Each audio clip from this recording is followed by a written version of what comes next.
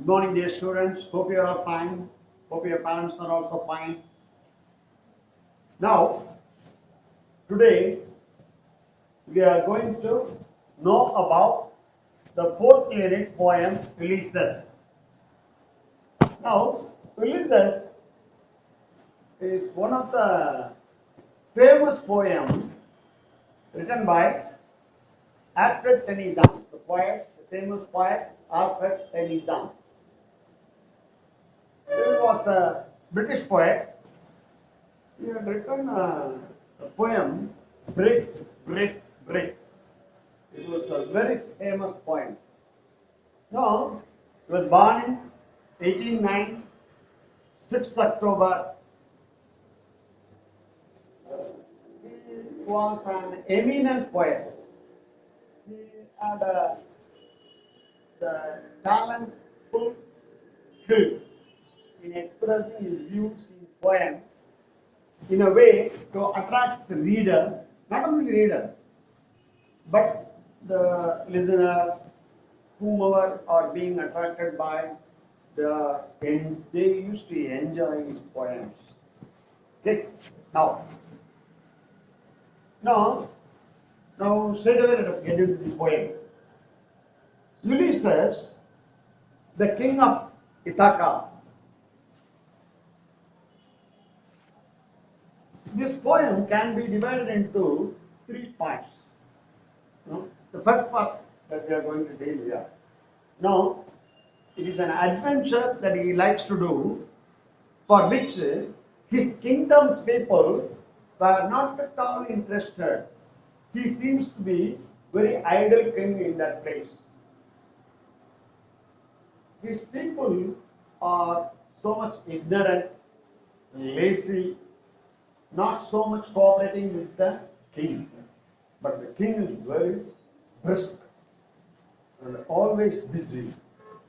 He, he finds no time to waste any place at anywhere or at any situation.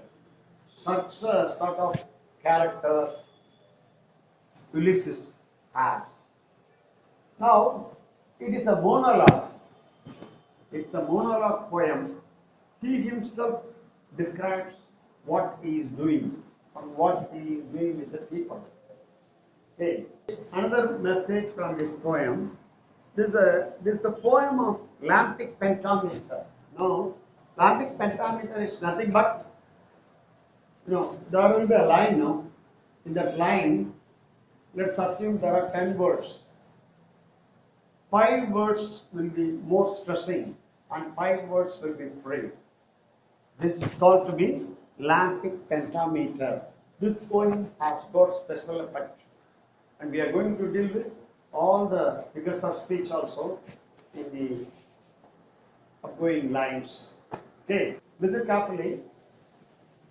The poem starts with the first stanza like this. It little profits that an idle king by the still among these barren tracts. I'll explain. It little profits, it gives very little profits. That is, the king is an idle king. Because of what? The people do not cooperate with the king, so he has become idle. Okay? He himself is not an idol. Who? The king of Ithaca, that is Ulysses. By this scripture, among these barren tracts, empty places, we call, empty, or the place, those lazy people who are living there, that can be called as a barren tracts. That's what I have mentioned there.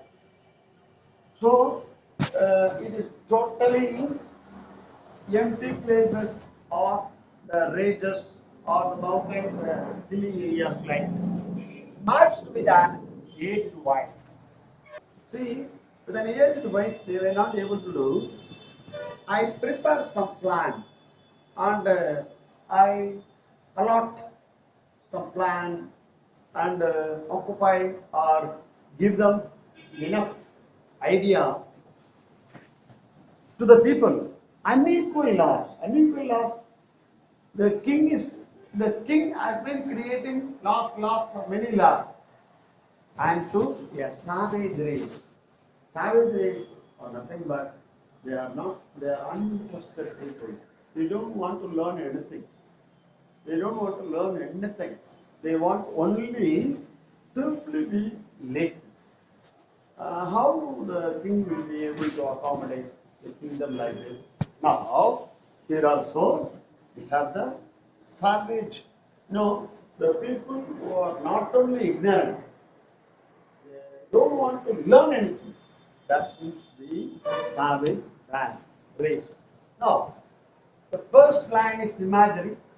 The second line is also imaginary. Figure of speech is imaginary.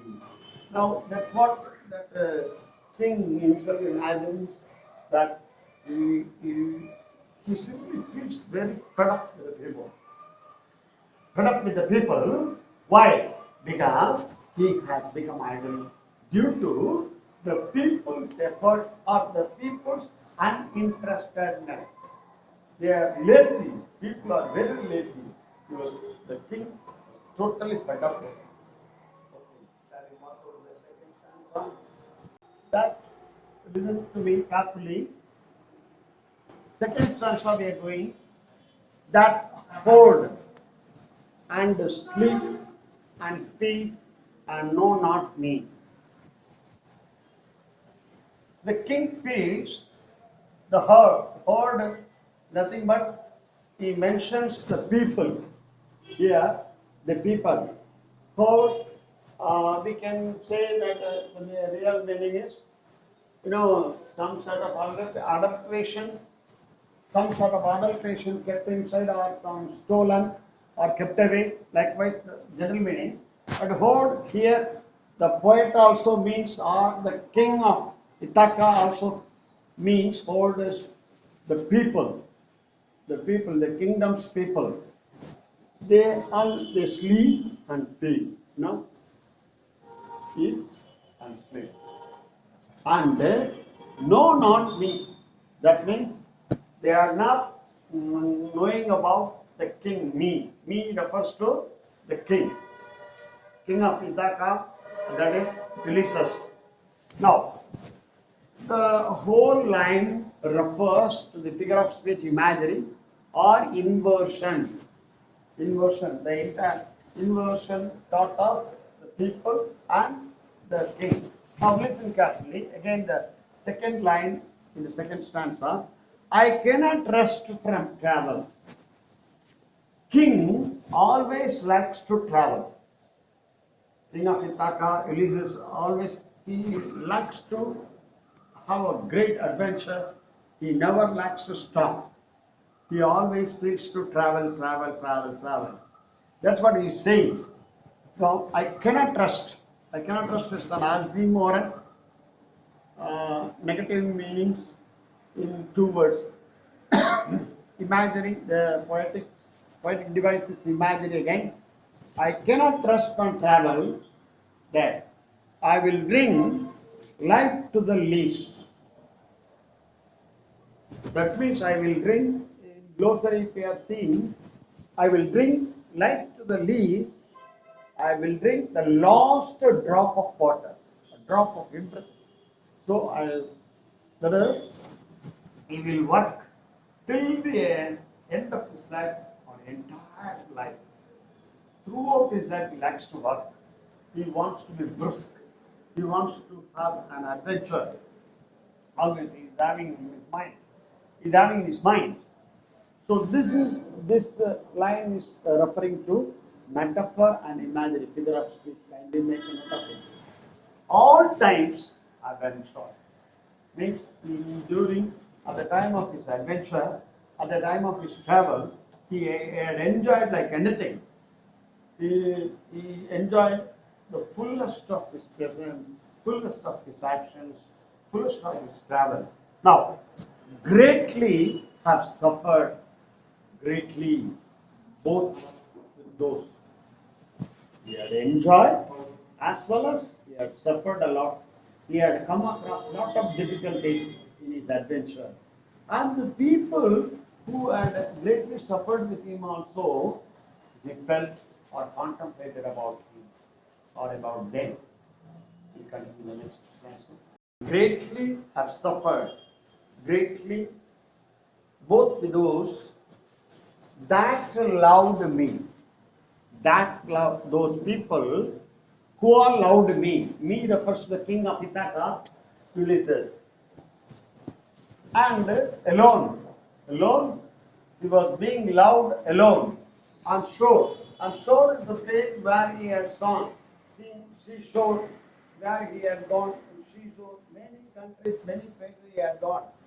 Those people had loved them and went through scudding, moving fast, moving very fast, drifts, the areas he had traveled.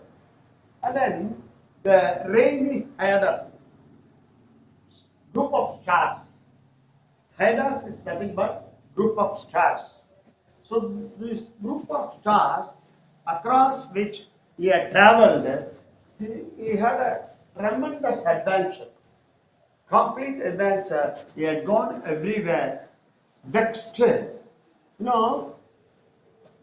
he had traveled far, far, long, but the people were not interested in his task. That made him upset. Vexed is nothing but upset. That made him upset. The dim sea, nothing but the people who are not interested there made him dim. He was not interested. The king himself was not able to be interested to travel anymore. Likewise, the people were totally see. There, what he connotes, what he says, I am become a name. That is, wherever the king has traveled, he has become very famous. Thereby, he had got very good name in all the places wherever he had gone and wherever he had seen. Now, for always roaming, no, he, he was non-stoppingly moving to many places, All he kept on roaming with a hungry heart. Hungry heart is nothing but a desireful heart, a thirst heart. He never stops his task. He wants to always adventure, or he wants to go in a travel always to find out newer things. Let me again get into those two lines. The second and third line are personification, personifying Hades, group of stars. Okay, so we come to the next stanza, please. The previous stanza, the last line is the metaphor. Again, I'll repeat the previous stanza. I'll read and tell you the last line.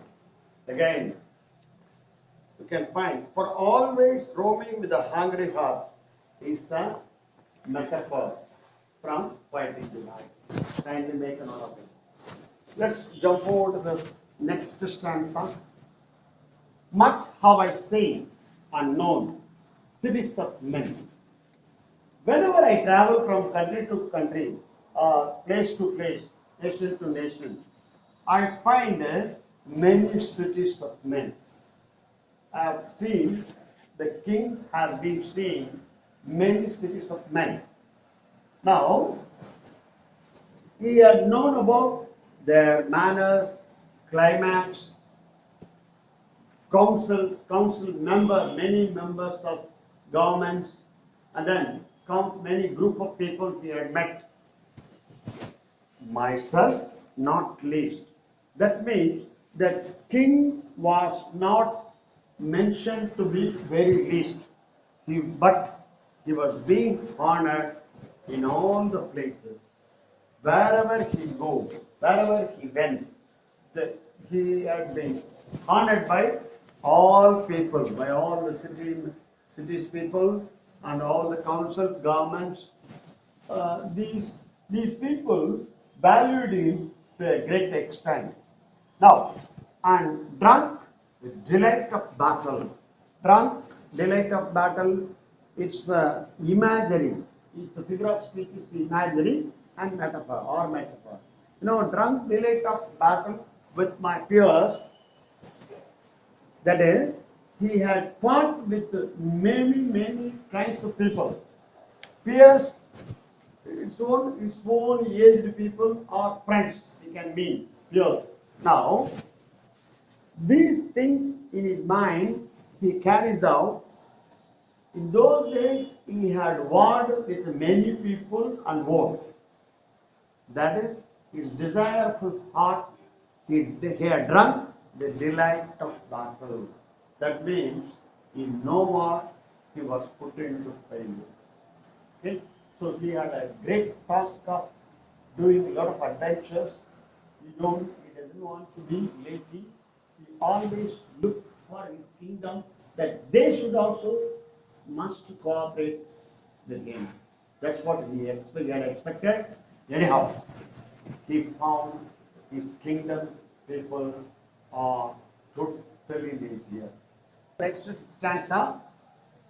Far on the ringing flames. Ringing flames is the one which the soldier wear in order to protect from their enemies and their influences. So, far on the ringing flames of windy Troy. This is geographical allusion. The place, Winning Troy, is the place where where the king has mentioned. Next, I am a part of all that I have met. King says that he was a part of all that he had met. That is, the war he had won, the situation he had faced with people, all these are all coming under. He was also part of that, and that he had met. This line contains imagery allusion. This line contains imagery allusion. Now, next, yet all experience is an art backthrow. Poet conceives an idea. The whole experience that he had already heard is an art. Art is the way to go. We have known about arts, no? That is an art. Backthrow through which gleams is shining. All that he had got experience, but totally seemingly shining to him. Totally it was shining to him. He thinks about that to the level of untraveled world. Untraveled world is nothing but the place where we happen to meet after our death. Traveled world, the world in which we live. Untraveled world, the world which we are going to live after our death. We may not find any meaning regarding, because no one is dead now. After death only we can enjoy untraveled world. So that level, even that level, he is trying his level best. The king is trying his level best to make a great adventure with his kingdom's people all the world, whose margin fades. Whose margin fades. Fades is coming dim. Whose margin fades means after our death we will become dim. We will be no more. Okay, continue again. The last line carries the poetic device of metaphor. The last line. Please keep in your mind. Questions will be appearing from these all lines. Kindly make a note of it. Questions will be framed. ERC explain the context as well as the poetic comprehension. Okay? Keep in your mind. Let's get into the next stanza. Forever and forever, when I move, it is the poetic devices repetition, because forever and forever, it's the repetition. So, friend, forever and ever, when I move, the king of Ithaca, Ulysses, moves. How dull it is to pass. No, he himself feels very bad about to pass his time, totally being like waste because of the laziness of the people. I think so. What he had mentioned. To make an end, no, to make an end, no more troubles, such troubles should never come, that he likes to get into adventure. Now, to rust unburnished, there is unpolished. An instrument which is unpolished, which is of no use. What is the use of that instrument? It has to be sharpened, it has to be polished again and again, that has to be used again, not to shine in use. That means the king himself is mentioning that he is not able to shine due to his people's laziness. Now, astro, to breathe their life. That means mere breathing, that is inhaling and exhaling, is not only life. Life has got more meaning than what we are expecting. It has got the earnest end, means it has noble value, it has a great taskful value, which the king had understood already. Now, second line is an imagery. Third line, it is a contrast. Lighting devices, contrast. Rust and varnish is always contrast in its meaning, as though to breathe were life. To breathe were life. So, breathing in, breathing out. Exhaling and inhaling is not only life. Life while on life is a metaphor. So, this is not only life. The king feels very bad about his kingdom. He wants to make a lot of improvement in his kingdom. He tries the level best also. He wants never to do this.